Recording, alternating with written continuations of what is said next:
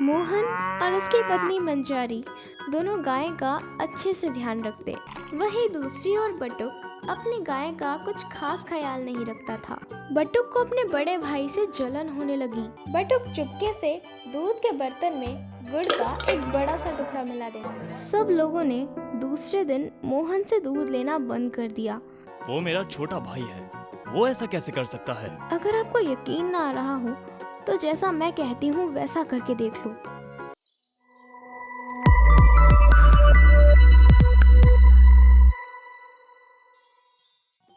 एक गांव का नाम था बजरंगपुर। उसी गांव में धर्मपाल के 2 बेटे रहते थे, बड़ा बेटा मोहन और छोटा बेटा बटुक। धर्मपाल ने दोनों बेटों को एक जैसा बराबर हिस्सा दिया। दोनों के हिस्से में 2-2 देसी गायें और घर आया। मोहन ने अपने घर के आंगन में ही गायों के रहने के लिए एक साफ सुथरा बड़ा तबेला बनाया। मोहन और उसकी पत्नी मंजारी दोनों गाय का अच्छे से ध्यान रखते। समय से गायों को चारा डालते, नहलाते धुलाते। फिर मोहन उन गायों को गांव के तालाब किनारे हरी घास चराने ले जाता। दूसरे दिन सुबह जब मोहन गाय का दूध निकालता, तब उसकी पत्नी मंजारी साफ सुथरे बर्तन में दूध को छान कर भरती। फिर मोहन उसे घर घर बेचने निकल पड़ता। गांव वाले मोहन की इन अच्छी आदतों से वाकिफ थे, इसीलिए सब मोहन से ही दूध लेना पसंद करते। वहीं दूसरी ओर बटुक अपनी गाय का कुछ खास ख्याल नहीं रखता था। उसने घर के बाहर जैसे तैसे तबेला बना दिया।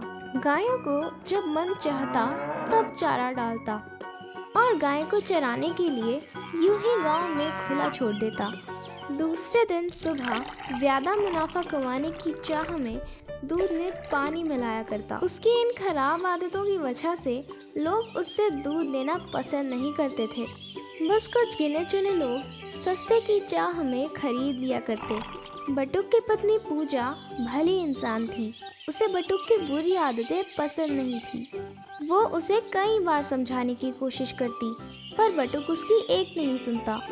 देखते ही देखते मोहन अपने अच्छे काम की वजह से दिन दोगुनी और रात चौगुनी तरक्की करने लगा। उसने अब एक बड़ा घर बना लिया। बटुक वहीं का वहीं रह गया।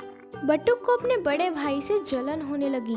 सुनो भगवान, आज मैं बड़े भैया के यहाँ रात को रुकूंगा। पर रात को क्यों रुकेंगे? पास में ही तो रहते हैं, मिल के आ जाना। ज्यादा दिमाग लड़ाने की जरूरत नहीं है, मैं कल आ जाऊंगा। ये कहकर बटुक अपने बड़े भाई से मिलने चला जाता है। अरे आओ आओ बटुक, कैसे हो? कैसा चल रहा है धंधा पानी? भैया, किसी भी इंसान की आमदनी उसका घर देख के पता लगाया जा सकता है, और आपने तो मेरा घर देखा ही है। और रही बात आपकी, तो वो तो दिख ही रहा है।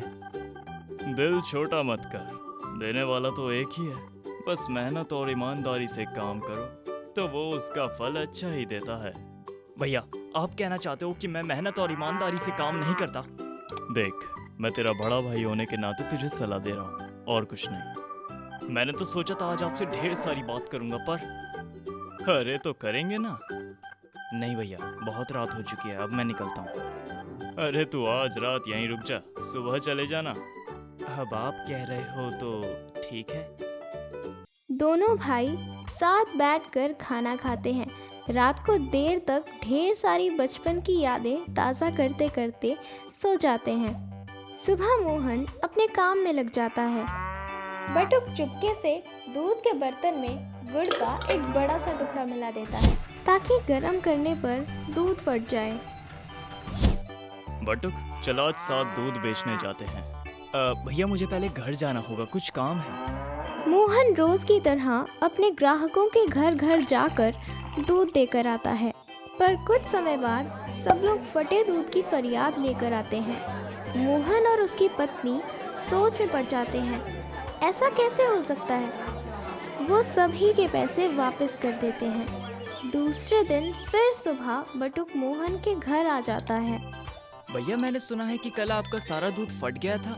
ये तो बहुत ही बुरा हुआ, पर आपने सबके पैसे वापस क्यों कर दिए? ग्राहक का नुकसान अगर मेरी कोई गलती से हुआ है तो मुझे उसका हर्जाना देना ही होगा। जैसे ही मोहन कुछ काम के लिए अंदर जाता है, बटुक मौका देखकर फिर से दूध में गुड़ मिला देता है। उस दिन फिर से सब फटे दूध की फरियाद करने आ गए। मोहन ने माफ़ी मांगकर सबके पैसे वापस लौटा दिए। सब लोगों ने दूसरे दिन मोहन से दूध लेना बंद कर दिया और बटुक से दूध लेने लगे। बटुक दूध में पानी की मिलावट करके बेचने लगा। दूसरी तरफ मोहन और उसकी पत्नी चिंता में डूब गए। हालांकि मंजारी बहुत ही चालाक थी। सुनिए, आप मानो ना मानो, मुझे दाल में कुछ काला लग रहा है। मैं कुछ समझा नहीं।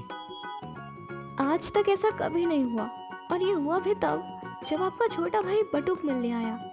ये तुम क्या कह रही हो? वो मेरा छोटा भाई है, वो ऐसा कैसे कर सकता है? अगर आपको यकीन ना आ रहा हो तो जैसा मैं कहती हूँ वैसा करके देख लो। दूसरे दिन सुबह फिर किसी बहाने से बटुक मोहन के घर आ जाता है। अरे आओ बटुक, अच्छे समय पर आए हो। मैं तुम्हें अपनी नई तिजोरी दिखाता हूँ। अपना सारा दूध वहीं रख दो, कहाँ उसे उठाते फिरोगे? जैसे ही मोहन बहाने से बटुक को घर के अंदर ले जाता है, मंजारी आकर अपने और बटुक के दूध के बर्तन की अदला बदली कर देती है। जब बटुक वापस बाहर आ जाता है, बटुक मोहन को प्यास लगने का बहाना बनाकर घर के अंदर भेज देता है और चुपके से अपने दूध के बर्तन को मोहन का समझकर गुड़ मिला देता है। ये सब मोहन और मंजारी चुपके से देख रहे होते हैं। मोहन का भरोसा टूटने पर वह दुखी हो जाता है, पर वह सही समय की राह देखता है। ये ले पानी। ठीक है भैया, फिर मिलते हैं। अरे बटुक, तेरे चेहरे पर ये दाग कैसा है? जा मुंह धोकर आ। जब बटुक मुंह धोने जाता है तब मोहन फिर से बर्तनों की अदला बदली कर देता है। अच्छा बटुक, आज शाम तू और पूजा खाना खाने आना। ठीक है भैया, आ जाएंगे। बटुक सबको दूध ले आता है। गर्म करते ही सबका दूध फट जाता है। सब बटुक को ढूंढते हुए मोहन के वहाँ आ जाते हैं। तुम दोनों भाई ने क्या ये फटा दूध देने की ठान ली है? पहले बड़ा भाई और अब ये छोटा। अरे परेशान हो गए हैं हम तुम दोनों से। पर ऐसा हो ही नहीं सकता। तो क्या हम झूठ कह रहे हैं? अब हम तुमसे भी दूध लेना बंद कर रहे हैं। पहले हमारे पैसे वापस करो। कैसे पैसे? मेरा दूध नहीं फट सकता। मैं नहीं मानता। आहा, बोला बड़ा। तो तू इतना यकीन से कैसे कह सकता है कि तेरा दूध नहीं फट सकता?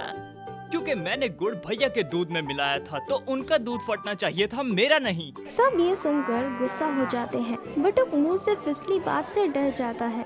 सभी लोग उसे गांव से निकालने की बात करते हैं, पर मोहन उन्हें बटुक को माफ करके एक मौका देने की विनती करता है। शांत हो जाइए, आप सभी से सुधरने का एक मौका तो दो। बटुक, तुम इन सबके पैसे वापस कर दो, और सजा के तौर पर तुम 1 महीने तक सबको आधे दाम में बिना मिलावट का शुद्ध दूध दोगे। भैया, मैं आपकी सारी बातें मानने को तैयार हूँ, बस मुझे माफ कर दीजिए। उस दिन के बाद बटुक भी अपने भाई की तरह ईमानदारी और मेहनत से काम करने लगता है।